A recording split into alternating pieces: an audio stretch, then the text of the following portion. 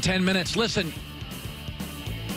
you ever notice guys are good at getting into relationships? We're terrible getting out of them. We got the flowers. We got the pickup line.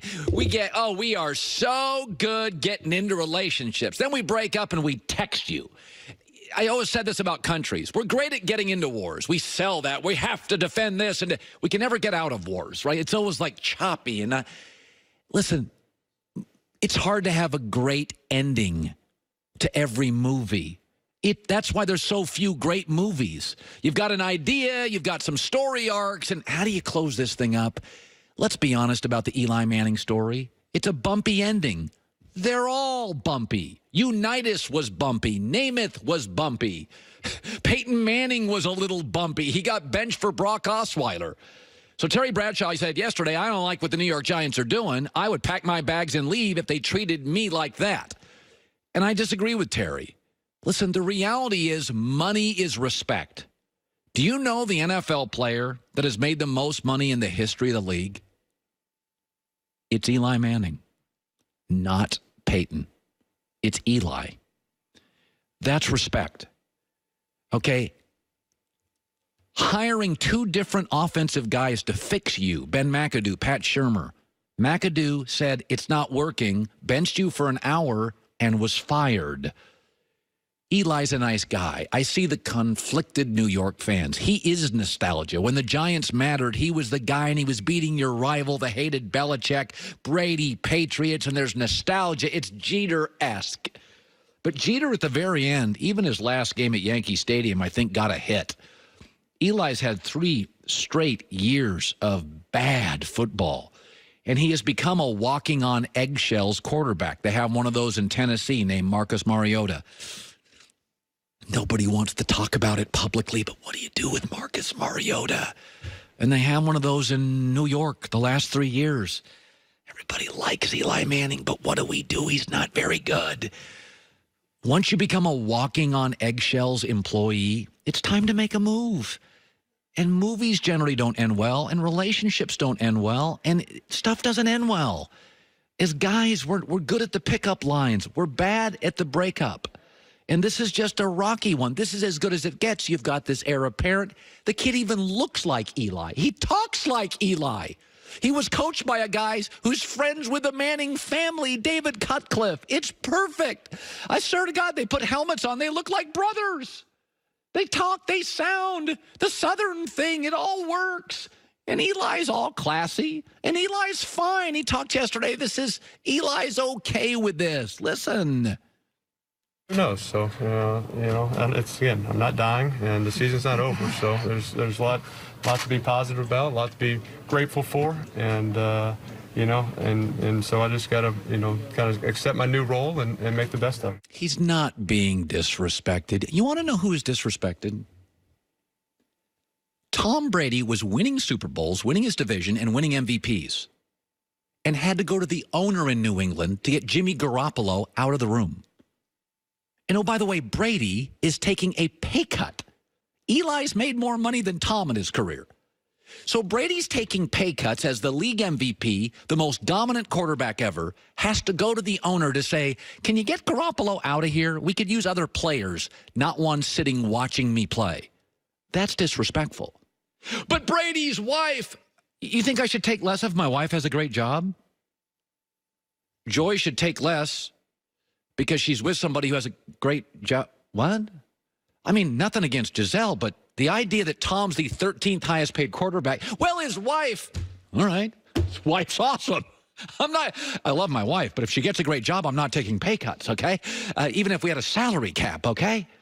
So Eli's not disrespected. If you want to see who's disrespected, Brady takes pay cuts, wins Super Bowls, wins divisions, wins MVPs, had to go to the owner and say, can I use a better offensive lineman at left tackle instead of having a guy carrying a clipboard watching me and competing for my job? To me, I could argue that's disrespectful. Disrespectful's not, hey, we got a guy that even looks like you. We've paid you more than any player in league history. We bring in offensive guys, neither works, and you're 0-2 again this year. We're going to kind of move into the next guy. By the way, we'll keep paying you more than Tom Brady. That's disrespectful? Man, I got to tell you something. I'm praying I get treated like that. I mean, if my ratings do a tailspin for 4 years and they come to me and say, you know, we made you the highest paid radio host in American sports history, and we found this other guy, and he kind of looks like you and sounds like you and talks like you. We'll keep you on the payroll, but can we move him in? And I'm 72. I'll be like, Seacrest out. Thanks. I'm going to move to Utah and ski. I mean, there's no disrespect here, folks. They've been very kind to Eli. Eli's a wonderful person from an amazing family. His dad's great. His brother, I know Cooper. I know Archie. I know Eli. I don't know Peyton. I'd love to meet him. It's a great family. They've treated him with absolute grace and dignity. And by the way, Eli's handling it with grace and dignity, which is no surprise. Joy with the news. No. Heard on the news. This is the Herd Line News. Well, the Browns haven't lived up to the hype leading into the season. They won an expected game against the Jets, but first game of the season wasn't so great. And this week is not going to get any easier because they host the LA Rams. But even with that start, Sean McVay knows that Baker can be dangerous on offense. Oh, boy. I mean, he's a unique player. He can go at any time. He's so explosive. He's got aggressive hands. You know, they can really move him all around. There's no limitations. I mean, his talent is incredible. He's an elite competitor, so he's definitely somebody that we've got to be aware of. I mean, that's expected coming from Sean McVay, but he's got dangerous hands is interesting. I've never heard that. That's a weird. I've never heard a coach say that about dangerous hands. Right? He said something. Hey, listen, you and I both agree. Baker throws a beautiful football. So he's got aggressive hands. Aggressive hands. I've never heard somebody. Never heard anybody say, Brady's got aggressive hands. Describe a quarterback like that. I'm not saying it's wrong. I just never heard it. I want Baker to be good this year, and obviously the Stars not they won by 20. Okay, so it's not like they did what they were supposed to do. Yes. It was ugly, but the way that we wanted it to look, so that's fine. But this game is not one where I think that they get back on track. I think that the Rams are going to roll the Browns this weekend. Oh, I don't. You don't? Oh, I think this is overtime. Yeah? I'm going to get into that. Oh, I think this game's really close. Oh, I disagree. You think Rams are going to roll them? Yeah. Could we have a personal bet? Okay. Let me get back to you on that. Okay. No tattoos. So you think it's a blowout? I mean, blowout, I think they win convincingly. I'm not saying they're going to win by 20, but I think it's the biggest game in Cleveland in 20 years. More than a field goal. Okay. Which for this situation. Okay, that's a good. We'll have a personal bet. Because I think it's going to be. Fair to say it's a blowout, but I think they win convincingly. Is this for me or Joy? If I lose, I have to come in with a different hairstyle, dude. I got nothing to work with here. I can't. What hairstyle can I do? Sweep it over to the other side? We could probably do some Trump action. I'm not going brown again. I did that. No. I don't. What can Brown do for you? Is that the UPS sign? I know what it did for me. Almost ruined my career. Okay. We'll figure something out. But yeah, I think that the Browns lose this weekend and then hopefully get on track after that. So Cam Newton is not practicing again today after re-aggravating his foot injury in last week's loss to the Bucs. This is the third straight day that Cam has not been at practicing. Yesterday, he was in a walking boot. He's not been officially ruled out yet, but all signs are pointing to Kyle Allen starting for the Panthers against the Cardinals on Sunday. Yeah. This is at Arizona. So the idea that Carolina got a break with Breeze out is no break at all because Cam's out. So the truth of the matter is, if they weren't playing the Rams in the opener, that was a big game, right? Right. Probably just should have sat Cam. Probably shouldn't have started him. I mean, he got hurt. Remember, he got hurt in preseason. You probably shouldn't have started him again. But you were opening at home. You have a new owner. Cam's the guy. You're playing the NFC champs. And he plays hurt. Yeah. But this is what I'm saying. This is why it always makes me nervous when guys come into the season injured. No, and here's the other thing. I've been told this for years about Cam. Cam plays hurt way more than the public thinks. Even the critics of Cam in that locker room will tell you, Cam has physical courage. So if Cam's missing a game, Cam's hurt. Because Cam is played hurt he is a tough guy. This is not a finesse guy. Cam's been hurt. He rolled his car over one time. He wasn't missing games, right?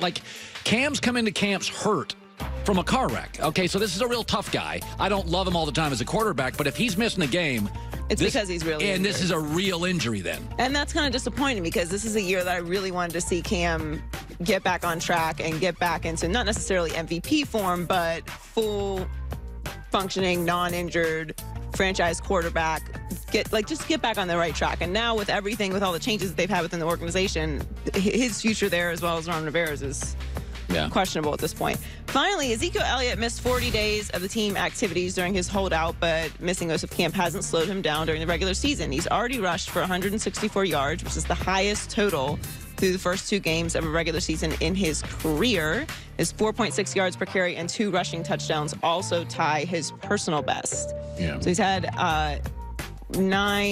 he's played 90 snaps down from 109 at this point last year. By so the way, he's done that with fewer snaps as well. Le'Veon Bell looked great against Cleveland, considering the circumstances. And Ezekiel Elliott, by the way, has looked very good. I think, here's what I would say about running back. Now, the downside is running backs take the most physical hits in the league. Right. And it's a position where it is becoming less important, right? The good news, though, is that with Zeke walking in and Le'Veon walking in and having not really played and both being productive, that's the upside to backs. Backs can now go to coaches and say, listen, I don't need to play in the preseason. So everything's cyclical in life. With the good comes the bad. The good news for running backs now is you don't have to play in the preseason. You can miss camps. I think Zeke right, and as long as you practice full speed. I think it was Tony Gonzalez was saying practice full speed and get a little impact in practice, and you'll be ready to go. But this is again a really good sign for the Cowboys. That's why I'm so high on them this year. If Zeke continues to roll and they play the way that they are, they're going to be a real problem in the playoffs. Listen, we work at Fox. We have the NFC. Well, I picked the Cowboys to make it to the Super Bowl. Can you imagine if it's New England, Dallas? My Lord. No, I prefer Chiefs Dallas. I know Fox has it. That will break every Super Bowl record. Chiefs Cowboys, yes. Brady Cowboys would by a mile. Brady would. That's the only scenario where I think that New England would be good in the Super Bowl. You'd get Dallas and I'd get New England. I may just do the show from that point forward in Miami. There's no reason to come home anymore. Joy with the news.